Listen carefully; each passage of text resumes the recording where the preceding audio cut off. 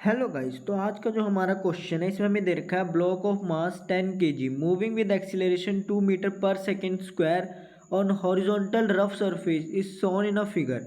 और यहाँ पे हमें एक डायग्राम दे रखा है और हमसे पूछा गया था value of coefficient of kinetic friction is, और यहाँ पे हमें चार ऑप्शन दे रखे हैं। तो गाइस सबसे पहले हम देख लेते हैं कि जो ये ब्लॉक है इस पे नेट फोर्स कितनी लग रही है, तो हम पहले उसे फाइंड आउट करेंगे।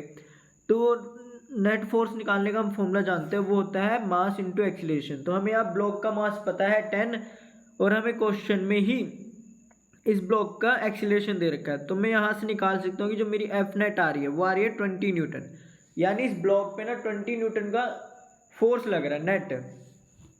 ठीक है गाइस, नेट फोर्स इस ब्लॉक पे 20 न्यूटन का लग रहा है। अब गाइस हमें पता है कि जब ब्लॉक मूव करेगा तो इस पर कौन सी फ्रिक्शनल फोर्स लगेगी, वो लगेगी काइनेटिक फ्रिक्शनल फोर्स। ठीक है गाइस, और हमें पता है कि जो हमने फोर्स लगाई है 40 न्यूटन की, इसको अपोज करेगी। इसीलिए मैंने यहाँ लिख दिया, आप देख सकते हैं इस ब्लॉक के लिए equation F minus small F is equal to F net. ठीक है गाइस, क्योंकि जब हम कैपिटल एफ से स्मॉल एफ यानी कि काइनेटिक फ्रिक्शनल फोर्स को माइनस करेंगे तो हमारा आएगा एफ नेट, और ये एफ नेट ही है जो इस ब्लॉक को 2 मीटर पर सेकेंड स्क्वायर का एक्सीलरेशन प्रोवाइड कर रहा है।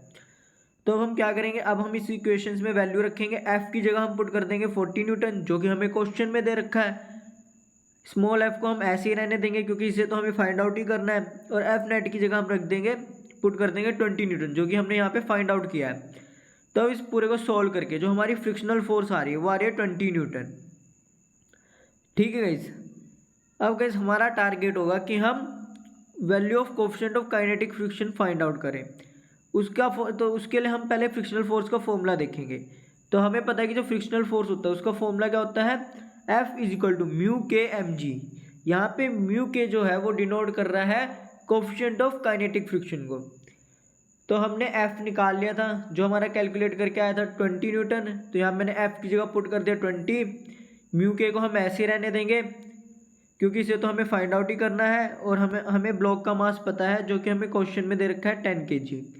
इसीलिए मैं यहाँ एम की जगह पुट कर दूंगा 10, जी यहाँ पे हम लेंगे 10। तो इस पूरे को सॉल्व करके जो हमारा म्यू क्या आ रहा है वो आ रहा है 0.2।